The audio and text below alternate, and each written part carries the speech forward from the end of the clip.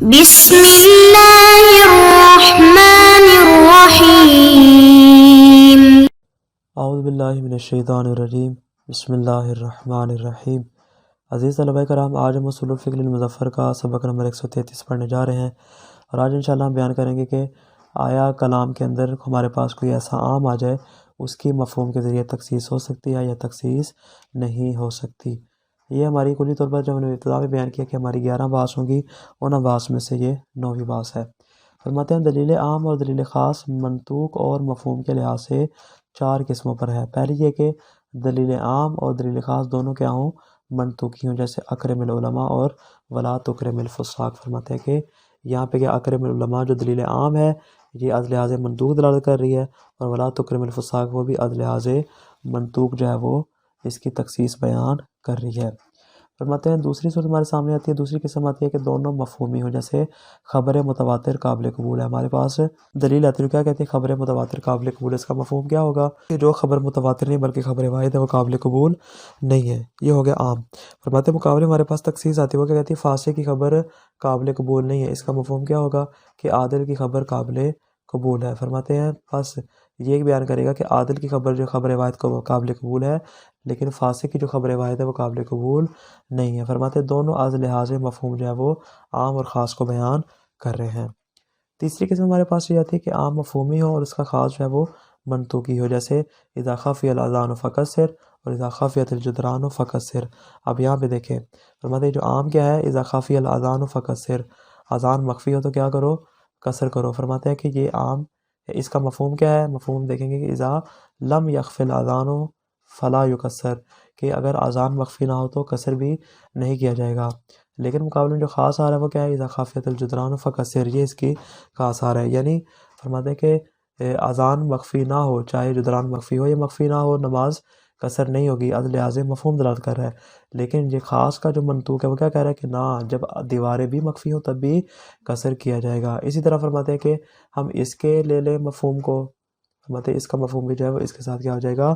متعلق کسی اعتبار سے ہو جائے گا۔ اور چوتھی قسم ہمارے پاس یہ آتی ہے کہ عام منطوقی ہو اور خاص کیا ہو؟ مفہومی ہو۔ اس کی مثال انشاءاللہ پھر آگے آ جائے گی۔ فرماتے ہیں جہاں تک تعلق ہے ان 3 قسموں کا، فرماتے ہیں یہ تینوں کی تینوں قسموں میں خاص کو عام پر مقدم کیا جائے گا۔ کیوں؟ اس لیے کہ خاص کا ظہور جو ہوتا ہے وہ از اعتبار نص یا از اعتبار اظہر جو ہے وہ عام کے ظہور پر مقدم ہوتا ہے، جیسا کہ پہلے بھی اس بات کو بیان کر چکے ہیں۔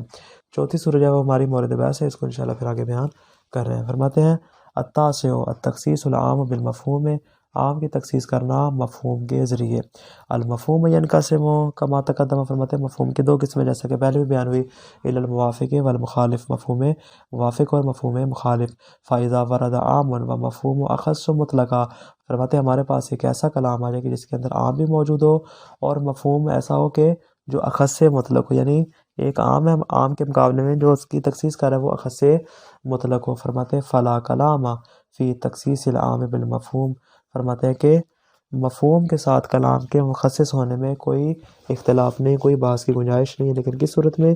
اذا کان مفہوما موافقا، اگر جو مفہوم کلام میں آ رہا ہے مفہوم موافق ہو، مفہوم مخالف نہ ہو۔ مثال ہو قول تعالیٰ، فرماتے ہیں اس کی مثال قول خداوندی اوفوا بالعقود، اپنے عقود کو پورا کرو، یہ آیہ مجیدہ ہے۔ فرماتے ہیں کہ فإنہ عام، یہ والی آیہ مجیدہ عام ہے، اوفوا بالعقود، اپنے عقود کو پورا کرو، اس عقود کے اندر سارے کے سارے افراد شامل ہیں، یشمل کل عقد یقع باللغۃ العربیۃ وغیرہا، فرماتے ہیں ہر عقد کو شامل ہے، چاہے لغت عربی میں ہو یا غیر عربی میں، جس قسم کا بھی عقد ہو، جس طرح کے عقد ہو وہ اس میں شامل ہو جائے گا۔ لیکن فرماتے ہیں یہ ہو گیا عام، یہ ہمارے پاس عموم آ گیا، یہ ہو گیا دلیل عام ہوگی منطوق کے اعتبار سے۔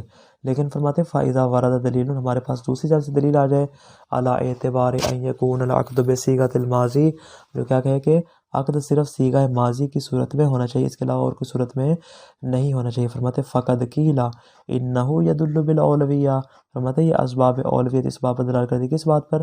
علی اعتبار العربیت فی العقد، کے عقد میں عربی کا ہونا معتبر۔ کیا مطلب؟ تھوڑا سا پیچھے مثال کو سمجھیے گا، یعنی دلیل عام کیا کہتی ہے کہ عقد کو پورا کرو، چاہے عقد ماضی کا ہو، مضارع کا ہو، عربی ہو، غیر عربی ہو، جس طرح کا بھی ہو وہ اس میں شامل ہے۔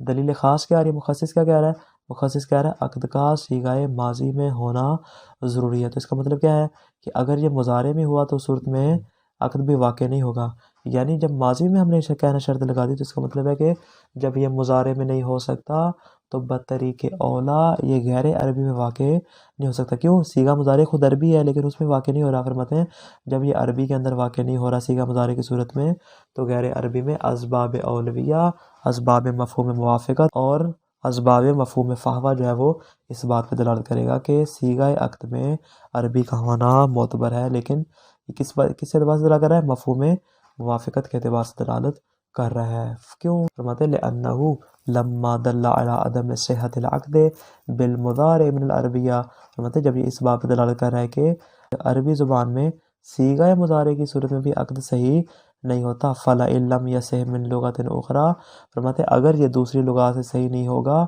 فَمِن طریق اولا، تو یہ اسباب مفہوم اولویت، مفہوم موافقت اور مفہوم فہوہ کے جو ہے اس بات کو ثابت کر دے گا کہ غیر عربی میں اس کا ہونا درست نہیں ہے۔ ولا شکا، فرماتے اس میں شک نہیں کہ ان مثل ھذا المفہوم ان ثابتہ، اس طرح کا مفہوم اگر ہمارے لیے ثابت ہو جائے، مفہوم اولیت اگر ہمارے نزدیک ثابت ہو جائے، فإنہ یخصص العام المتقدم، فرماتے یہ پہلے آنے والے عام کی تخصیص کر دے گا۔ کیوں؟ لأنہ کنس سے، بات پہلے پہ بار بار بیان کر چکے ہیں، لأنہ کنس سے او اظہر من عموم العام، فرماتے اس لیے کہ خاص جو ہے وہ عام کے نسبت نص کی حیثیت رکھتا ہے اور اس کی نسبت جو ہے وہ اظہر کی حیثیت رکھتا ہے۔ عام کا ظہور ظاہر ہے لیکن اس کا ظہور اظہر ہوتا ہے، فیقدم علیہ، پس خاص کو عام پر مقدم کیا جائے گا۔ کس صورت میں؟ اگر ہم اس طرح کے مفہوم موافقت کے قائل ہو جاتے ہیں۔ تو کیا نتیجہ نکلا؟ مفہوم موافقت کی صورت میں اگر ہم مفہومیت کے قائل ہو جائیں تو عام کی تخصیص ہونا ممکن ہے، یہ ہوگی پہلی صورت۔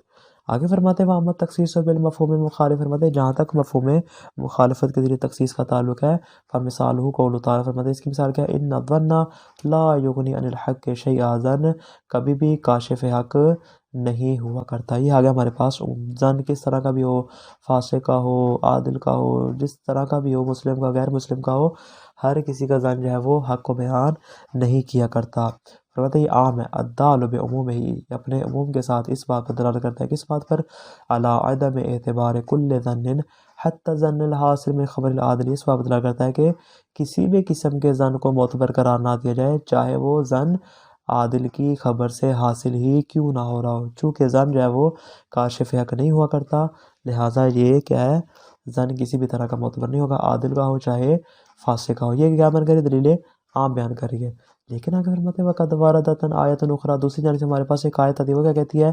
ان جاءکم فاسق بنبأ فتبینوا، اگر فاسق خبر لے کر آ جائے تو اس کی تحقیق کرو، اس کی جستجو کرو، فکر کرو۔ فرماتے یہ والی دلیل ہے مفہوم شرط کے اعتبار سے، چونکہ ہم مفہوم مخالفت کی بات کر رہے ہیں اور مفہوم شرط جو ہے وہ مفہوم مخالفت کی اقسام میں سے ہے۔ فرماتے الدالۃ بمفہوم شرط، یہ والا جو جملہ ہے جملہ شرطیہ، یہ مفہوم شرط کے اعتبار سے اس بات پر دلالت کر رہا ہے، کس بات پر؟ علی جواز الاخذ بخبر غیر الفاسق بغیر تبین، اس بات پر دلالت کرتا ہے کہ جو غیر فاسق ہے، یعنی مراد کیا ہے؟ یعنی جو عادل ہے، عادل کی خبر کو بغیر چھان بین کے قبول کرنا تمہارے لیے درست ہے، تمہارے لیے اس کو قبول کرنے میں کوئی حرج نہیں ہے۔ تو کیا نتیجہ نکلا؟ نتیجہ یہ نکلا کہ یہاں پہ مفہوم مخالفت کیا بیان کر رہا ہے؟ مفہوم مخالفت بیان کر رہا ہے کہ عادل کی خبر پر عمل کرنا تمہارے لیے درست ہے۔ اب سوال یہاں پہ یہ اٹھے گا، فَهَلْ يَجُوزُ تَخْصِيصُ ذَلِكَ الْعَامِّ بِهَذَا الْمَفْهُومِ الْمُخَالَفِ، مفہوم مخالفت کی ہم نے بات کر دی، اب یہاں پہ سوال اٹھے گا کہ آیا عام کی مفہوم مخالفت کے ذریعے تخصیص ہو سکتی ہے یا تخصیص نہیں ہو سکتی؟ فرماتے فقد اختلف علی اقوال، مسئلے میں بہت سے اقوال موجود ہیں۔ فرماتے کون کون سے؟ فقد قیلا، فرماتے ایک اور تمہارے پاس یہ والا کون سا؟ بے تقدیم العام، عام کو مقدم کریں گے، ولا یجوز تخصیص بہذا المفہوم، اور اس مفہوم کے ذریعے اس کے تخصیص لگانا جائز نہیں، آ جائے گا پہلا قول۔ مقابلے میں دوسرا قول جو اس کا برعکس ہے، وکیلا بے تقدیم المفہوم، نہیں، ہم کیا کریں گے؟ مفہوم کو مقدم کریں گے، ہم خاص کو مقدم کریں گے۔ یہ آگے ہمارے پاس دوسری دلیل۔ وکیلا، تیسرا قول ہمارے سامنے کیا آیا؟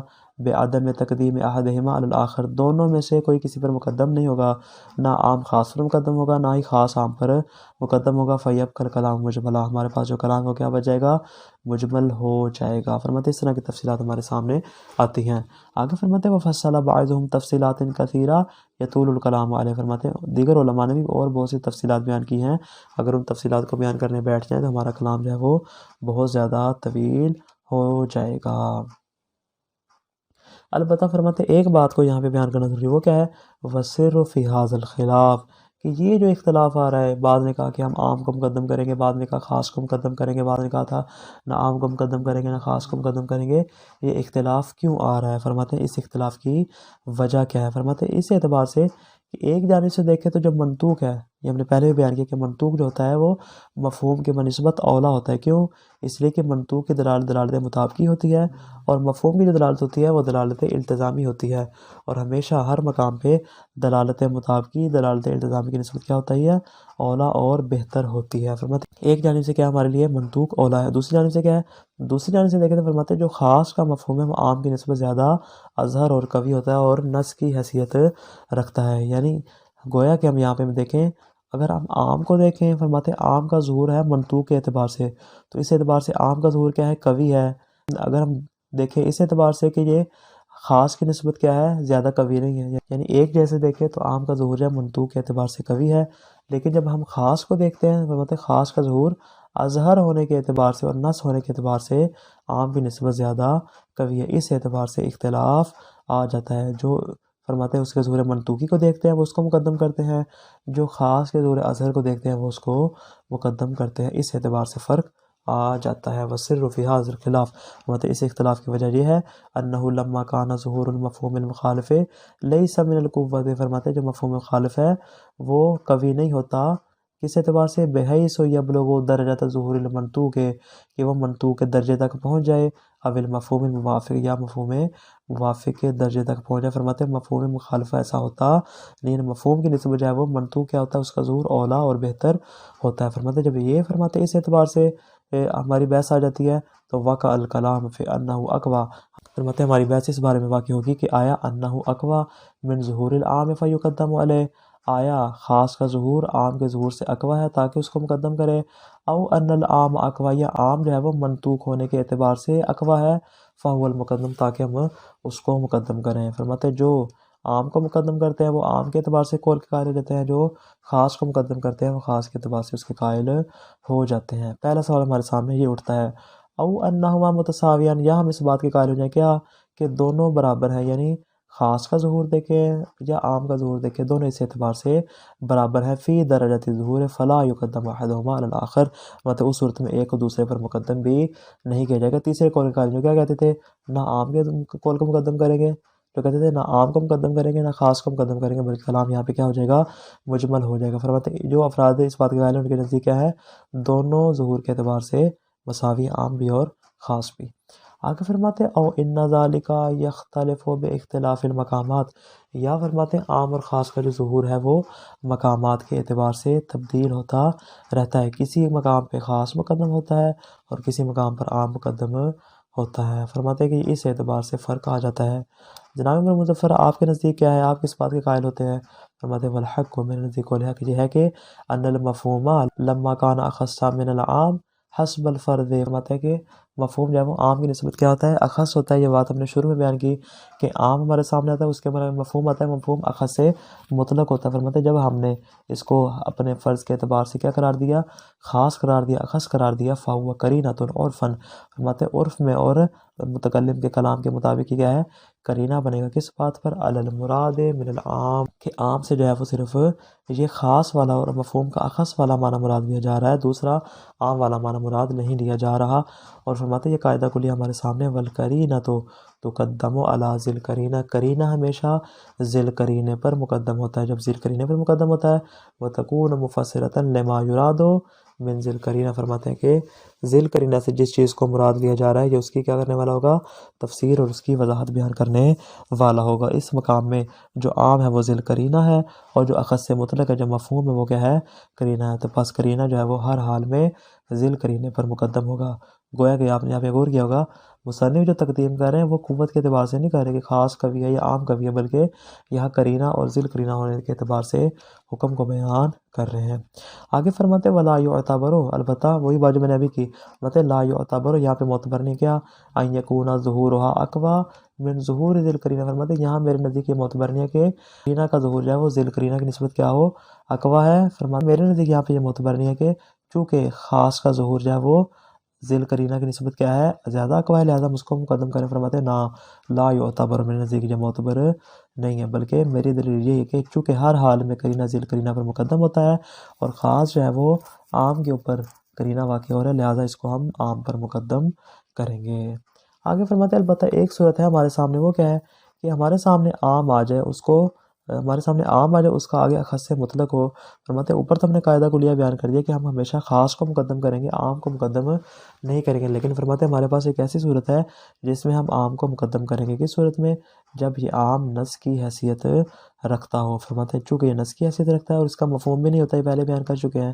فرماتے ہیں چونکہ اس کا مفہوم بھی نہیں ہوتا لہٰذا ہم عام کو مقدم کریں گے. البتہ مصنف فرماتے ہیں کہ یہ والی جو بحث ہے یہ ہماری مورد بحث سے خارج ہے. ابتدا میں ہم بیان کر چکے ہیں کہ وہ والا مقام جو کرینے کے ساتھ ہو ہم اس کرینے کے مطابق عمل کریں گے، اور تقریباً ہر بات میں ہم نے یہی بات کی تھی کہ جہاں پہ کرینہ ہوگا ہم کرینے کے مطابق عمل کریں گے. چونکہ یہاں پہ کرینہ آ گیا ہے لہٰذا یہ ہماری بات سے خارج ہو جائے گا. ولا یعتبر ان یکون ظہورها اقوی من ظہور ذی القرینہ. فرماتے ضروری نہیں ہے کہ کرینہ کا ظہور ذی القرینہ کے ظہور سے اقوی ہو یا معتبر نہیں ہے. البتہ نعم، نام سے کیا کریں، ایک مورد کو بیان کر استدراک فرما رہے ہیں. فرماتے ہیں نعم لو فرض ان العام کان نصا فی العموم. فرماتے ہیں اگر عام جو ہے وہ عموم میں نص کی حیثیت رکھتا ہو فإنه یکون ہوا قرینۃ علی المراد من الجملۃ ذات المفہوم. میں فرماتے ہیں کہ ہم جملے سے ذات مفہوم کو مراد لینے پر یہ کرینہ واقع ہو جائے گا. فلا یکن لہا مفہوم حینئذ. اس صورت میں فرماتے ہیں اس کا مفہوم بھی نہیں ہوگا. البتہ وہذا امر آخر. فرماتے ہیں یہ ایک دوسری امر ہے. فرماتے ہیں یہ دوسرا امر ہے کہ جو ہماری بحث سے خارج ہے. خلاصہ کیا ہوا آج کے درس کا؟ دلیل عام اور دلیل خاص منطوق اور مفہوم کے لحاظ سے 4 قسموں پر ہے. دونوں منطوقی ہوں یا دونوں مفہومی ہو، یا عام مفہومی ہو خاص منطوقی ہو، یا عام منطوقی اور خاص مفہومی، چوتھی تیسری کا برعکس ہے. فرماتے ہیں پہلی 3 صورتوں میں سب کے نزدیک جو ہے اتفاق اس بات پر کہ خاص عام پر مقدم ہوگا. البتہ چوتھی صورت ہے وہ مختلف فی ہے. فرماتے ہیں چوتھی صورت میں مزید آگے 2 صورتیں یا مفہوم موافقت ہوگا یا مفہوم مخالفت ہوگا. فرماتے ہیں مفہوم موافقت کے اگر ہم قائل ہو جاتے ہیں تو اس صورت میں خاص کا ظہور عام کے ظہور پر مقدم ہوگا. البتہ مفہوم مخالفت میں اختلاف پایا جاتا ہے. بعض نے کہا کہ عام مقدم ہوگا، بعض نے کہا خاص مقدم ہوگا، بعض نے کہا کہ دونوں برابر ہیں، کلام مجمل ہو جائے گا. مصنف کے نزدیک اختلاف کی وجہ خود عام اور خاص کا ظہور ہے. کیوں؟ اس لیے کہ عام کا ظہور منطوق کے اعتبار سے دیکھیں تو قوی ہے، لیکن اگر خاص کا ظہور ہم نص یا اظہر ہونے کے اعتبار سے دیکھیں تو وہ عام کی نسبت زیادہ قوی ہے. اس اعتبار سے ان میں فرق آ جاتا ہے. لیکن مصنف کے نزدیک یہ دلیل نہیں بنے گی جس کی وجہ سے اختلاف واقع ہو، بلکہ مصنف فرماتے ہیں میرے نزدیک دلیل اور ہے. وہ کیا ہے؟